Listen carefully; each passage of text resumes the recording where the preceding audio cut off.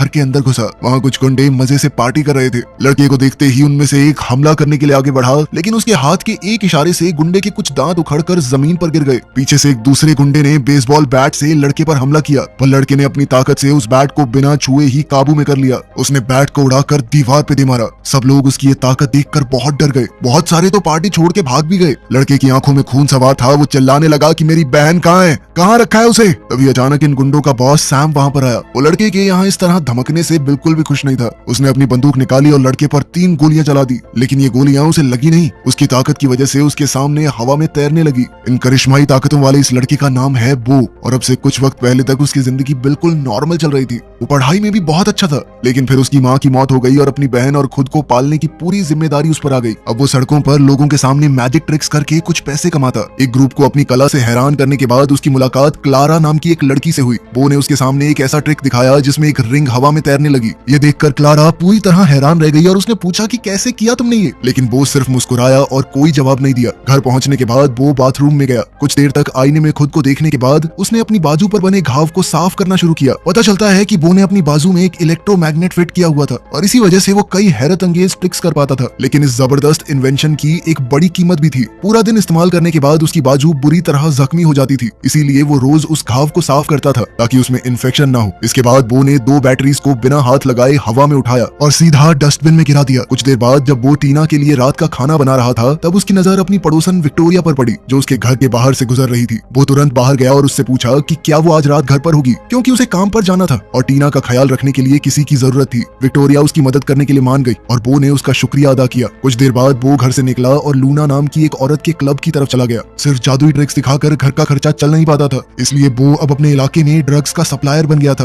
वो क्लब में सीधा मेन ऑफिस के अंदर गया और लूना नाम की औरत को क्लब के लिए ड्रग्स की सप्लाई दी। अगली सुबह बो की नींद अचानक किचन से आ रही स्मोक अलार्म की आवाज से खुली। वो तुरंत भागकर किचन में पहुंचा और देखा कि टीना गरम तेल से भरे फ्राइंग पैन में पानी डालने वाली थी। बो ने फौरन उसे रोक लिया और इतना खतरनाक काम करने के लिए डांट लगाई। उसने बताया कि वो सिर्फ बो के लिए ब्रेकफास्ट बनाना चाहती थी। टीना की बात सुनकर बो का गुस्सा शांत हो गया। कुछ देर बाद बो अपने कमरे में गया और पिछले दिन कमाए हुए पैसे गिनने लगा। इसी दौरान उसे अपने बैग में एक छोटा सा नोट मिला जिस पर क्लारा का फोन नंबर लिखा हुआ था। तब उसे समझ आया कि क्लारा ने ही चुपके से वो नोट उसके बैग में डाला था। ये देखकर बो के चेहरे पर मुस्कान आ गई और उसने तुरंत क्लारा को मैसेज करने का फैसला किया।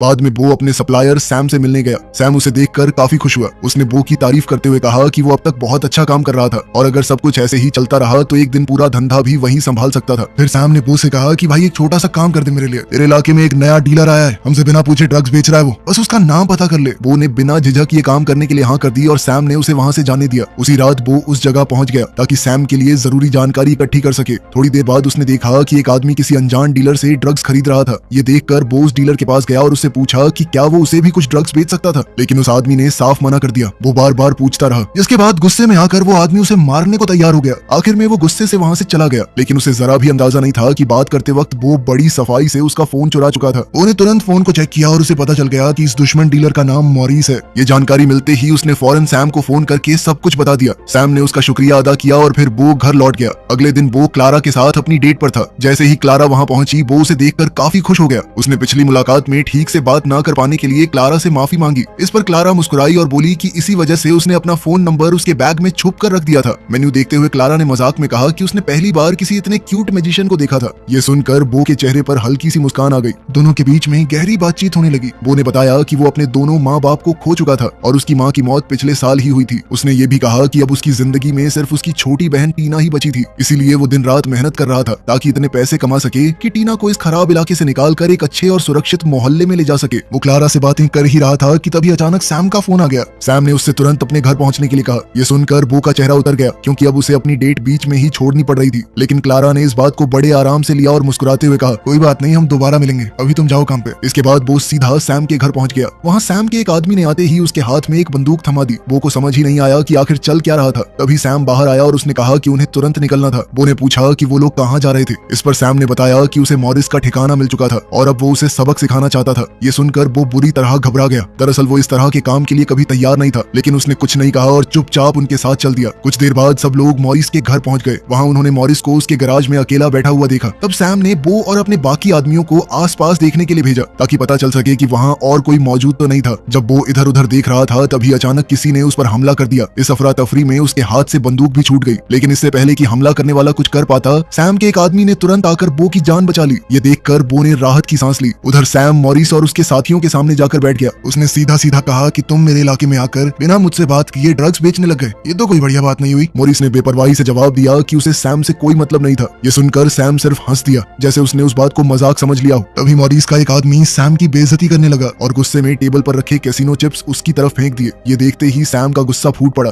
और उसने उस आदमी की बुरी तरह पिटाई कर दी। इसके बाद उसने मॉरिस से कहा कि वो दोनों दुश्मन बनने के बजाय साथ मिलकर काम कर सकते थे। उसने मॉरिस के सामने दो ही रास्ते रखे, या तो वो शहर छोड़ दे या फिर उसके साथ मिलकर काम करे और अपनी कमाई का एक हिस्सा उसे दे। मॉरिस ने इस बात का कोई जवाब नहीं दिया। फिर सैम अपने आदमियों के साथ वहां से चला गया।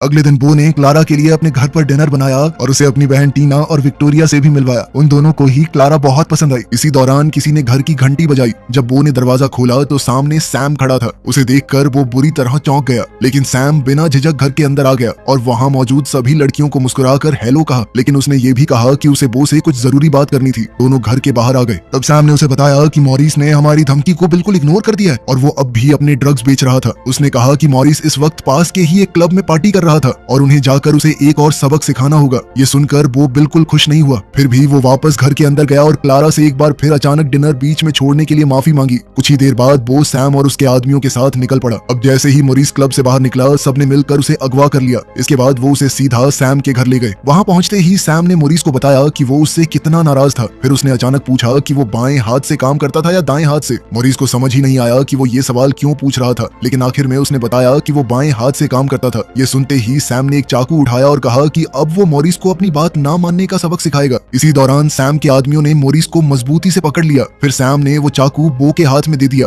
और उसे मॉरिस का बायां हाथ काटने का हुक्म दिया। ये सुनकर बो के होश उड़ गए। उसने घबराते हुए कहा कि मैं नहीं कर सकता ये, लेकिन सैम ने उसे समझाया कि अगर आज वो लोग कुछ नहीं करेंगे तो मॉरिस कभी उन्हें गंभीरता से नहीं लेगा। इधर बो अब भी बुरी तरह डरा हुआ था। तब सैम ने उसे साफ साफ धमकी दी, या तो तू इसका हाथ काटेगा या फिर मैं तेरा काटूंगा। उधर मॉरिस भी रोते हुए बो से ऐसा ना करने की भीख मांगने लगा। वो कुछ देर तक हिचकिचाता रहा, लेकिन आखिरकार उसे सैम की बात मजबूरी में माननी ही पड़ी। इसके बाद सैम ने मॉरिस को सख्त चेतावनी दी कि अगर उसने दोबारा उसके इलाके में ड्रग्स बेचने की कोशिश की तो अगली बार उसकी जान ले ली जाएगी। खैर फिर सैम बो को घर छोड़ने के लिए निकल पड़ा। रास्ते में उसने कहा कि अब मॉरिस के रास्ते से हट जाने के बाद उनके पास पहले से ज्यादा कस्टमर्स आएंगे। तो उसने बो से पूछा कि 1 किलो एक्स्ट्रा माल दूं तो संभाल लेगा। बो ने तुरंत हाँ कर दी। ये सुनकर सैम ने उसे ड्रग्स का एक और पैकेट दे दिया और कहा कि अब उसके हाथ में काफी बड़ी रकम की जिम्मेदारी होगी। कुछ ही देर बाद बो ने विक्टोरिया को घर बुलाया। वहां उसने उसे दिखाया कि कैसे उसने सैम के ड्रग्स में बेकिंग सोडा मिलाकर उन्हें दोबारा पैक किया था ताकि उसके पास 1 किलोग्राम एक्स्ट्रा माल तैयार हो जाए। ये देखकर विक्टोरिया घबरा गई। उसने कहा कि ये बहुत खतरनाक काम था, लेकिन बो ने समझाया कि उसका यकीन था कि इस एक्स्ट्रा माल को बेचकर वो इतने पैसे कमा लेगा कि सैम का सारा हिसाब चुकाकर हमेशा के लिए उसके गैंग से बाहर निकल सके। विक्टोरिया ने पूछा कि क्या सैम उसे इतनी आसानी से जाने देगा। बो ने सिर हिलाते हुए कहा कि उसे इसका जवाब नहीं पता था। वो बस उम्मीद कर रहा था कि सैम उसे छोड़ देगा। इसके बावजूद विक्टोरिया ने उसे समझाया कि उसे मिलावट वाला माल बिल्कुल नहीं बेचना चाहिए, लेकिन बो ने कहा कि अब बहुत देर हो चुकी थी क्योंकि वो ये सब पहले ही कर चुका था। बाद में बो घर से निकला और हमेशा की तरह अपने रेगुलर कस्टमर्स को ड्रग्स बेचने लगा। रात का काम खत्म होते ही उसके पास क्लारा का फोन आया। क्लारा ने पूछा कि क्या वो उसके घर आ सकती थी क्योंकि उसकी माँ ने फिर से उसके साथ मारपीट की थी। तो बो ने बिना सोचे तुरंत हाँ कर दी। जब क्लारा उसके घर पहुंची तो उसने बताया कि उसकी माँ जब भी शराब पीती थी वो उस पर हाथ उठा देती थी। तब बो ने उसे समझाने की कोशिश की कि तुम ये सब क्यों सह रही हो। उसने ये भी कहा कि अगर वो चाहे तो जितने दिन मर्जी उसके घर में रह सकती थी। अगले दिन सुबह क्लारा की आंख खुली तब उसकी नजर बो की बाजू में लगे इलेक्ट्रोमैग्नेट पर पड़ी। उसने हैरानी से उसके बारे में पूछा। बो ने मुस्कुराते हुए कहा कि वो उसके मैजिक ट्रिक्स का ही एक हिस्सा था। क्लारा ने ध्यान से देखते हुए कहा कि उसका जख्म काफी इन्फेक्टेड लग रहा था, लेकिन बो ने उसे तसल्ली दी और कहा कि हालत उतनी बुरी नहीं थी जितनी दिख रही थी। फिर भी क्लारा परेशान थी। उसने पूछा कि आखिर सिर्फ एक मैजिक ट्रिक के लिए कोई खुद के साथ इतना सब क्यों करेगा। उसने कहा कि बिना खुद को चोट पहुंचाए भी बहुत से मैजिक ट्रिक्स किए जा सकते थे, लेकिन बो ने मुस्कुराते हुए जवाब दिया कि ऐसे ट्रिक्स तो कोई भी कर सकता था। इस पर बो ने मुस्कुराते हुए जवाब दिया कि इस तरह की ट्रिक्स तो कोई भी कर लेगा, मुझे कुछ ऐसा करना है जो कोई ना कर पाए। अगले दिन बो फिर से इलाके में घूमते हुए टूरिस्ट्स को अपने मैजिक ट्रिक्स दिखाकर पैसे कमाने निकल गया। उसी रात बो क्लारा और टीना के साथ बैठकर एक फिल्म देख रहा था। तभी सैम का फोन आया। उसने बो को तुरंत अपने घर बुलाया। जब बो वहां पहुंचा तो उसने देखा कि सैम के घर पार्टी चल रही थी। सैम के कुछ आदमियों ने उसका गर्मजोशी से स्वागत भी किया। थोड़ी देर बाद सैम ने बो को अपने ऑफिस में बुलाया। जैसे ही बो अंदर गया, सैम ने बिना कुछ कहे उसके चेहरे पर जोर का मुक्का मारा, जिससे बो सीधा जमीन पर जा गिरा। इसके बाद सैम ने उस पर इल्जाम लगाया कि उसने ड्रग्स में मिलावट की थी। बो ने पहले तो इस बात से साफ इनकार कर दिया, लेकिन कुछ देर बाद उसने मजबूरी में सब सच कबूल कर लिया। ये सुनते ही सैम गुस्से से आग बबूला हो गया। उसने तुरंत अपनी बंदूक निकाल ली। बेचारा बो घबरा गया और उससे अपनी जान की भीख मांगने लगा। उसने वादा किया कि वो ड्रग्स के सारे पैसे वापस कर देगा, लेकिन सैम ने कहा कि अब 15,000 देने से काम नहीं चलेगा, $45,000 देने पड़ेंगे तुझे। साथ ही उसने धमकी दी कि अगर बो एक हफ्ते के अंदर पूरी रकम लेकर नहीं आया तो उसकी जान ले ली जाएगी। ये सुनकर बो तुरंत वहां से निकल गया। घर पहुंचते ही वो चुपके से बाथरूम में चला गया। वहां उसने आईने के सामने खड़े होकर अपने चेहरे पर पड़े निशान को देखा। तभी क्लारा बाथरूम में आ गई। बो ने फौरन उससे दरवाजा बंद करने को कहा ताकि टीना उसकी हालत ना देख पाए। क्लारा ने तुरंत महसूस कर लिया था कि वो बहुत डरा हुआ था।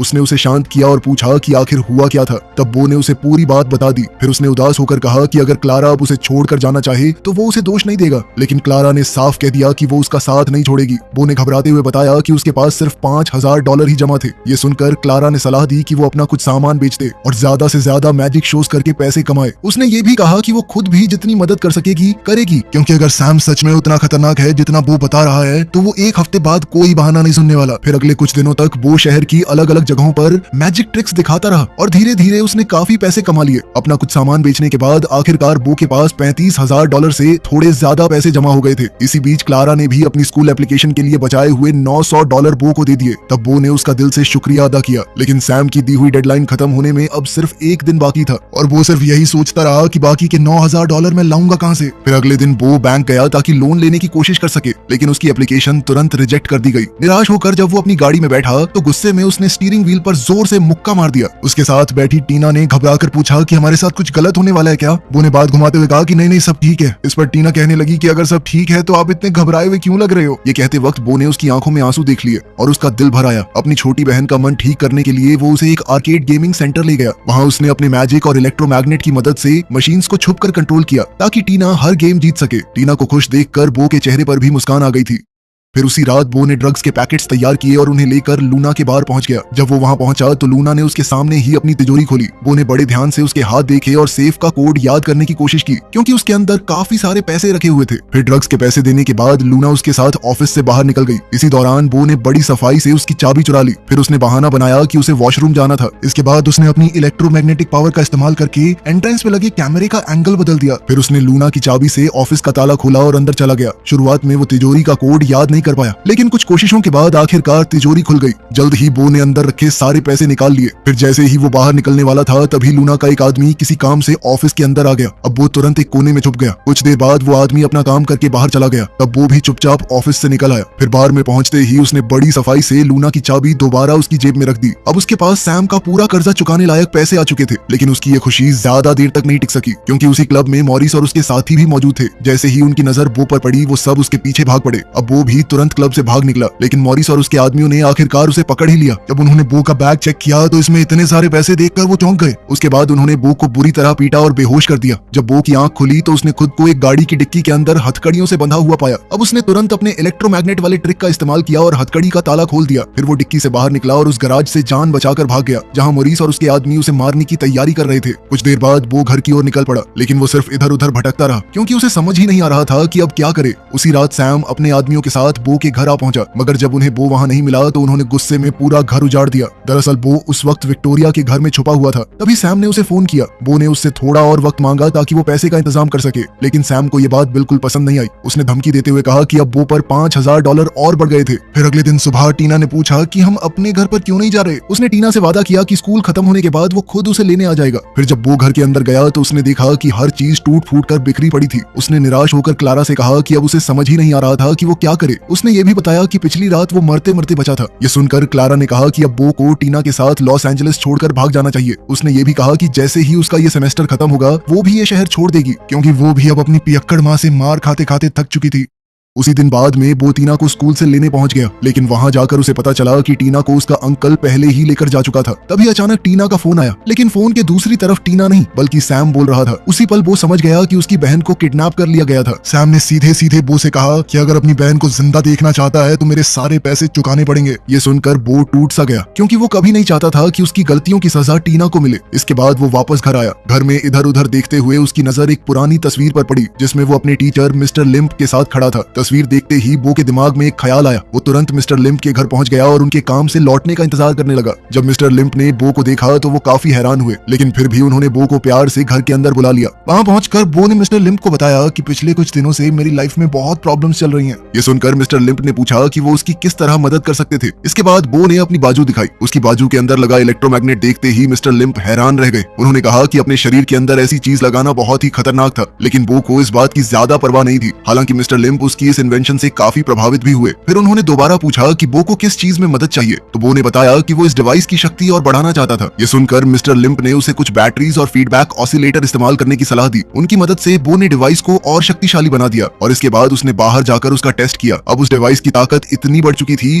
कि बो पावर एक्टिवेट करते ही खुद ब खुद गाड़ी की तरफ खिंच गया। ये देखकर मिस्टर लिम्प समझ गए कि बो इस डिवाइस का इस्तेमाल सिर्फ मैजिक ट्रिक्स के लिए नहीं करने वाला था, लेकिन उन्होंने इस बारे में कुछ नहीं कहा। जल्द ही बो क्लारा को लेकर सैम के घर पहुंच गया। उसने क्लारा से कहा कि अगर वो ज्यादा देर तक बाहर ना आए तो वो तुरंत पुलिस को फोन कर दे। ये कहकर बो अकेला घर के अंदर चला गया। इसके बाद कहानी वहीं पहुंच गई जहां से शुरुआत हुई थी। बो ने अपनी ताकत से गुंडों की हालत खराब कर दी। सैम ने गुस्से में आकर उस पर 3 गोलियां भी चला दी, लेकिन ये गोलियां उसे लगी नहीं। उसकी ताकत की वजह से उसके सामने हवा में तैरने लगी। फिर उसने उसी गोली को उठाकर सैम के माथे के बिल्कुल बीच में लाकर रोक दिया। अब सैम की सांसें अटक चुकी थी। बो ने एक बार फिर पूछा कि टीना कहाँ पर है। इस बार सैम टूट गया। उसने बताया कि टीना उसकी मौसी के घर पर थी और उसने पूरा एड्रेस भी बता दिया। ये जानकारी मिलते ही बो ने सैम को छोड़ दिया। उसने उसे वहीं $15,000 दिए जो असल में उसके कर्ज की रकम थी। फिर बिना एक भी पल गवाए वो टीना को लेने गया। अपनी बहन को छुड़ाने के बाद वो जैसे ही गाड़ी में बैठा तो फूट फूट कर रोने लगा, क्योंकि उसने पिछले कुछ दिनों में इतना सब कुछ झेला था कि अब उसके जज्बात उसके काबू से बाहर हो चुके थे। टीना ये सब देखकर उदास हो गई। उसने तुरंत बो को गले से लगा लिया, लेकिन आखिरकार वो इस काली जिंदगी के चंगुल से निकल चुका है। अब वो एक दूसरे शहर में जाकर अपनी बहन और